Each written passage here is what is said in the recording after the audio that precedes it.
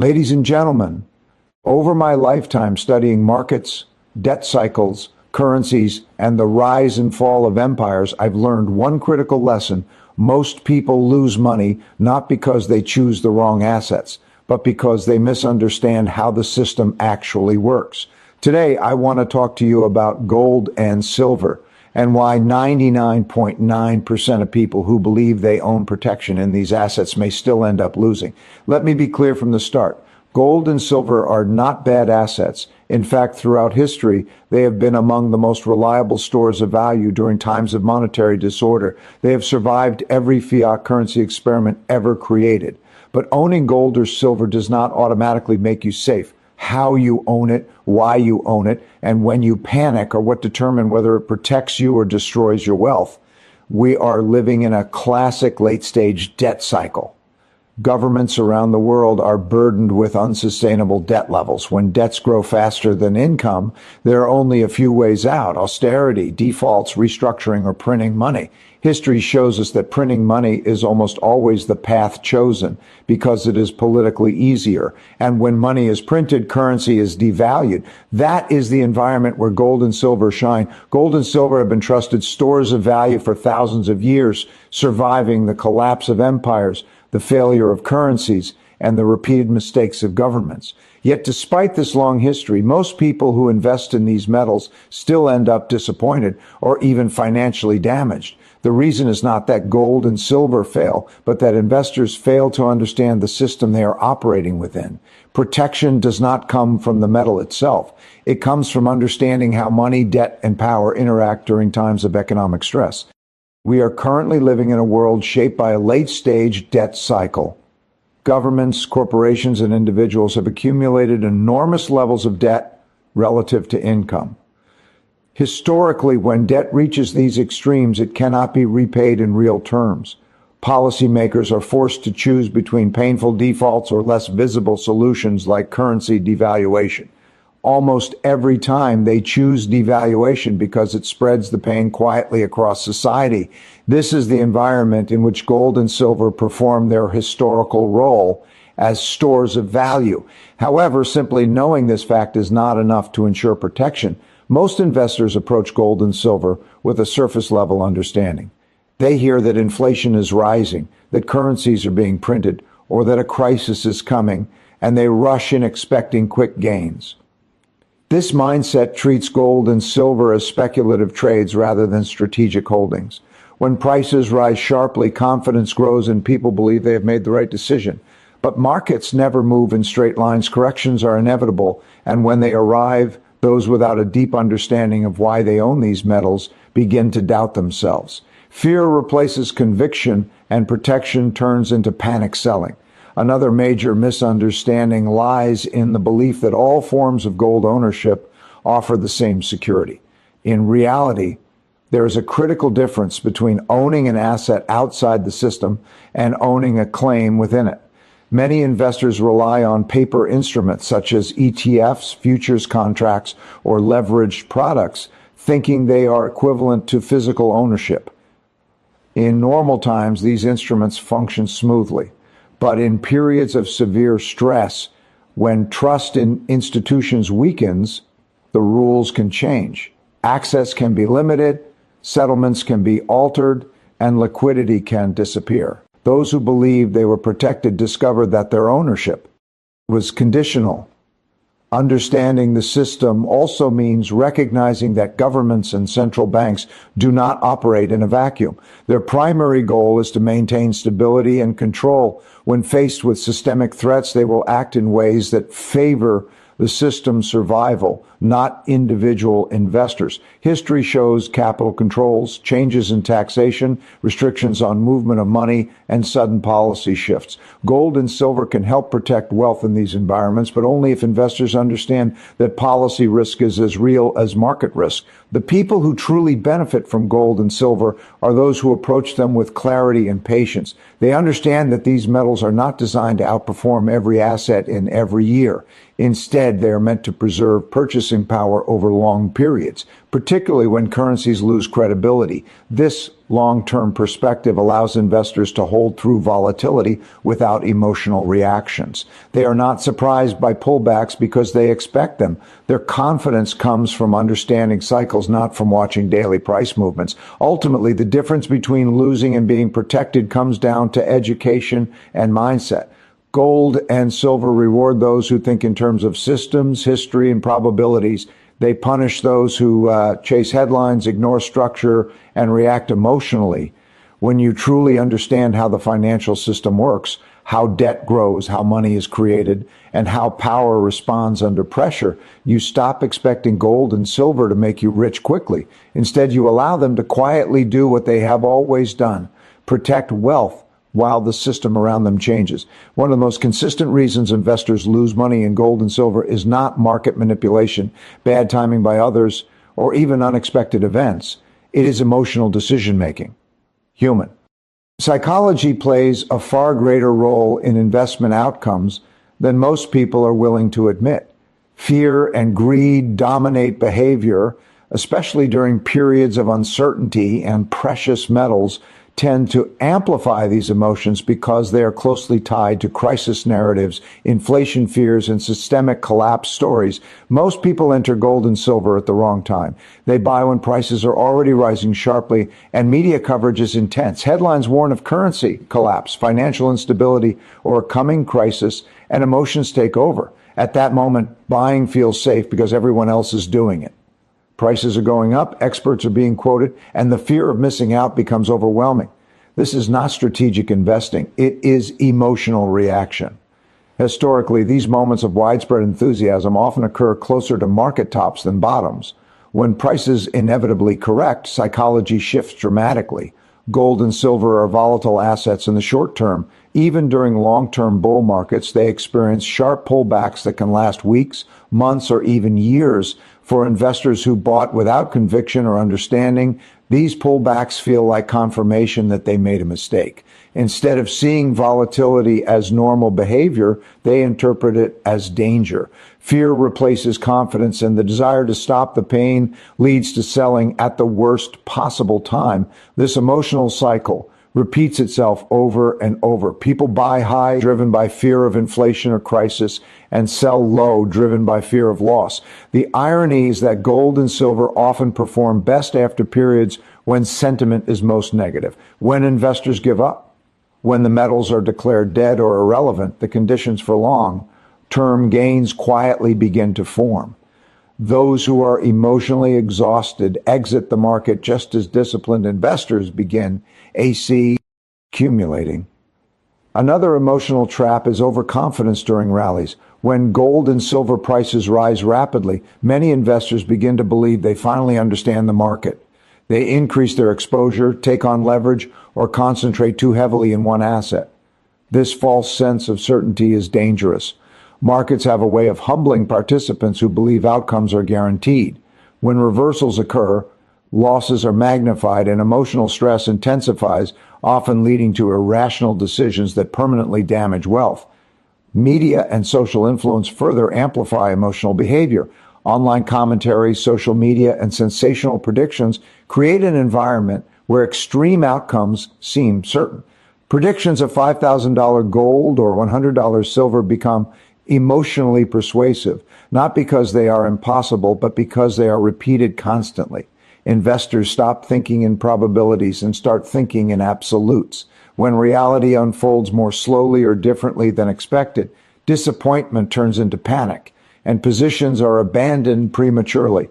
Emotional investing also prevents investors from sticking to a clear plan. Without a predefined strategy, decisions are made reactively. There is no framework for when to buy more, when to hold, or when to rebalance. Every price move feels urgent and personal. In contrast, disciplined investors understand their reasons for owning gold and silver. They expect volatility, they size their positions appropriately, and they are mentally prepared to hold through uncomfortable periods. The reality is that markets are designed to test emotional endurance. Gold and silver, in particular, punish impatience. They reward those who remain calm when others are fearful and cautious when others are euphoric. The majority lose not because gold and silver fail as assets, but because they fail to control their emotions. Those who master their behavior develop conviction through understanding, and resist the pull of fear and greed, position themselves on the winning side of history. One of the most dangerous misunderstandings in the gold and silver market is the belief that all forms of ownership provide the same level of safety. In reality, there is a critical difference between owning a tangible asset outside the financial system and owning a paper claim that exists entirely within it. This distinction becomes especially important during periods of financial stress, when trust in institutions weakens and the rules of the game begin to change. Paper, gold, and silver, such as exchange-traded funds, futures contracts, options, and other derivative products, are built on layers of promises. Under normal conditions, these instruments function efficiently. They offer convenience, liquidity, and ease of trading.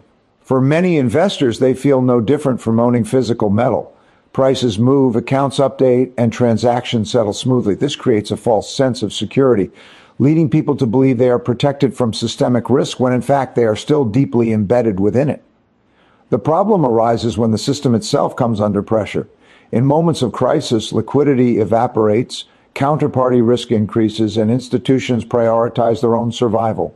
History shows that when markets face extreme stress, access to assets can be restricted, settlement rules can be altered, and contractual obligations can be reinterpreted.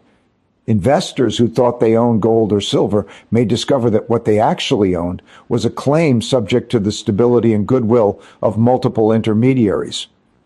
Gold and silver are often sought as protection against systemic failure, currency debasement, and loss of confidence in fiat money. But paper instruments depend on the very system investors are trying to hedge against. If a financial institution fails, if clearing mechanisms freeze, or if governments intervene to maintain stability, paper claims can become vulnerable. This is not a theoretical risk. It has happened repeatedly throughout history in different forms, from suspended gold convertibility to frozen accounts and capital controls. Another overlooked risk is rehypothecation and leverage. Many paper, gold, and silver products are structured in ways that allow the same underlying metal to support multiple claims. This works as long as not everyone demands delivery at the same time, but in a true crisis, confidence disappears quickly.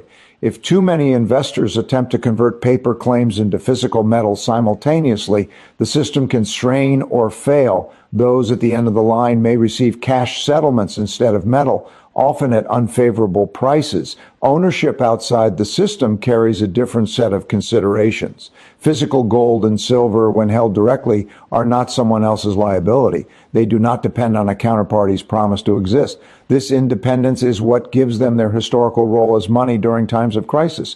However, even physical ownership requires understanding. Storage, security, jurisdiction, and accessibility all matter. Without planning, physical assets can become illiquid or difficult to access when they are needed most. Many investors fall into the trap of convenience. Paper assets are easy to buy and sell with a click, and they fit neatly into modern portfolios. Physical ownership requires more effort, more responsibility, and more foresight. But convenience often comes at the cost of resilience. When systems are stable, convenience feels like safety. When systems are stressed, resilience is what matters. Understanding the difference between paper and real ownership is not about rejecting modern financial tools entirely.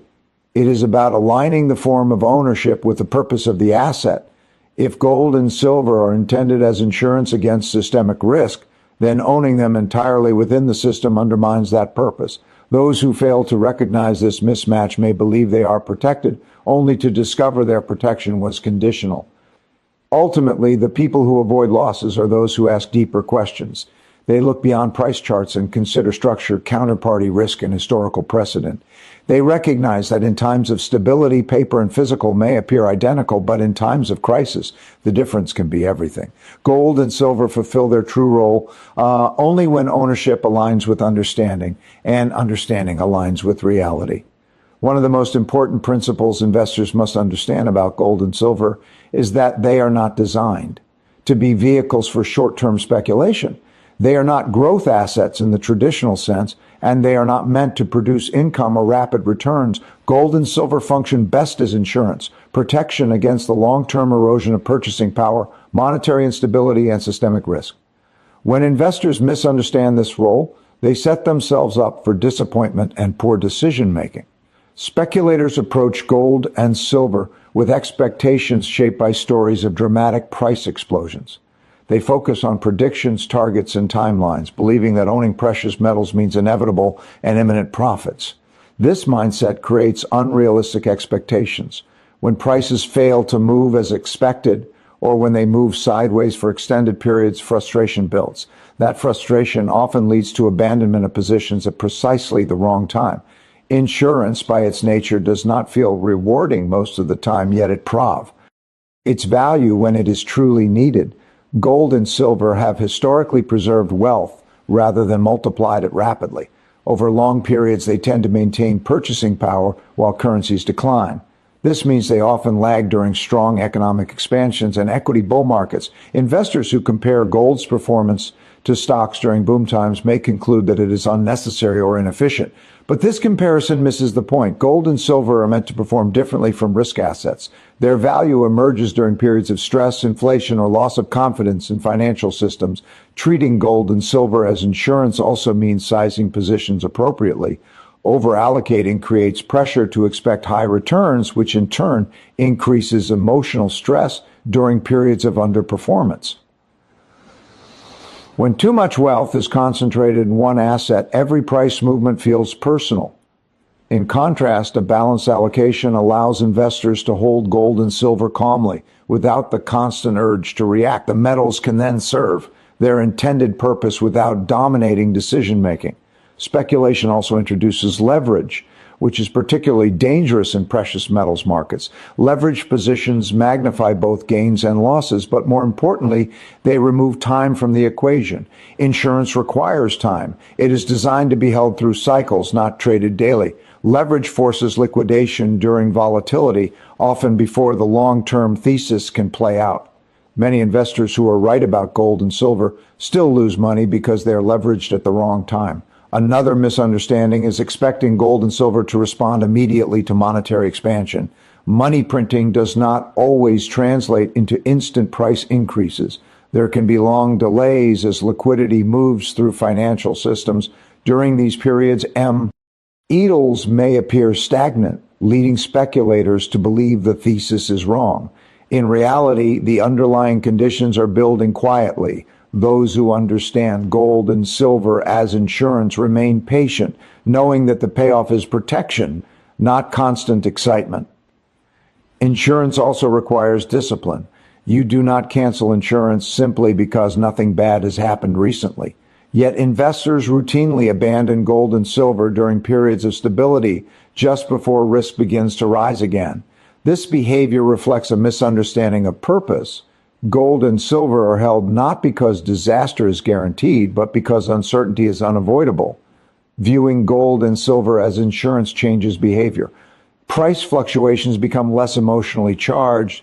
Short-term noise fades in importance. Decisions are based on long-term risk management rather than short-term prediction. Investors who adopt this mindset are far less likely to panic, overtrade, or chase unrealistic outcomes. In the end, gold and silver reward those who respect their role. They protect quietly, often invisibly, while other assets appear more exciting. But when monetary confidence weakens and paper promises are questioned, that quiet protection becomes invaluable. Those who treat precious metals as insurance rather than speculation are the ones who remain steady while others scramble, preserving not just wealth, but peace of mind. One of the most powerful lessons from history is that no single asset provides complete protection in every environment. Markets move in cycles, economies shift, and risks change form over time. This is why diversification has always been the most reliable defense against wealth destruction.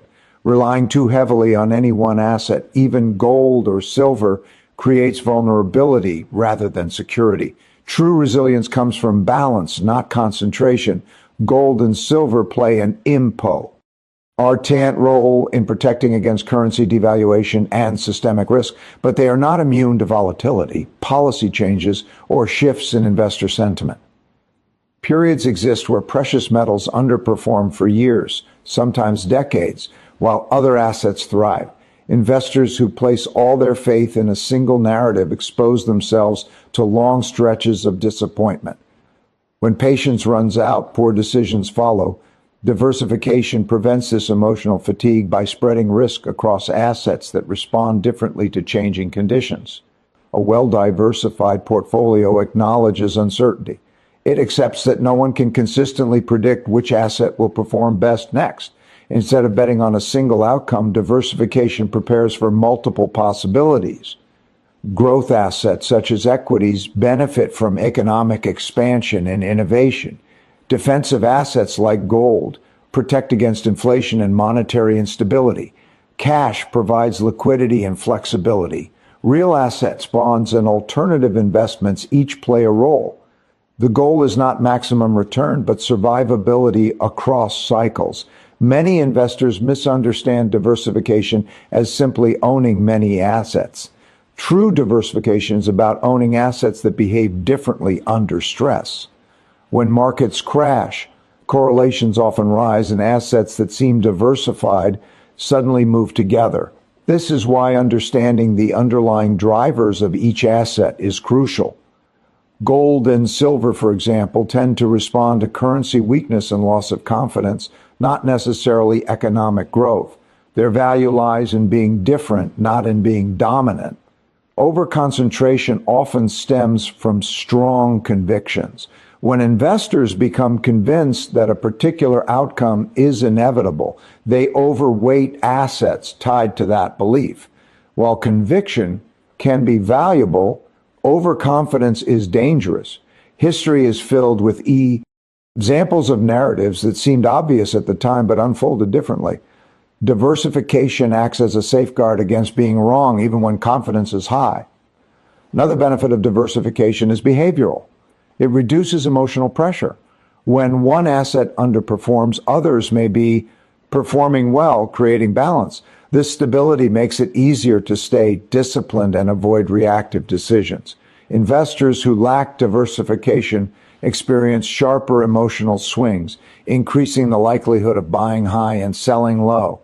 A balanced portfolio supports calm thinking, which is often the greatest advantage of all.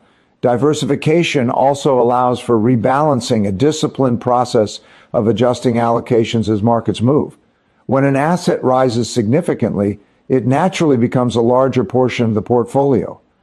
Rebalancing involves trimming what has performed well and adding to what has lagged. This enforces a buy low, sell high behavior without relying on predictions. Gold and silver often benefit from this process as they tend to shine after periods of neglect. Importantly, diversification is not static.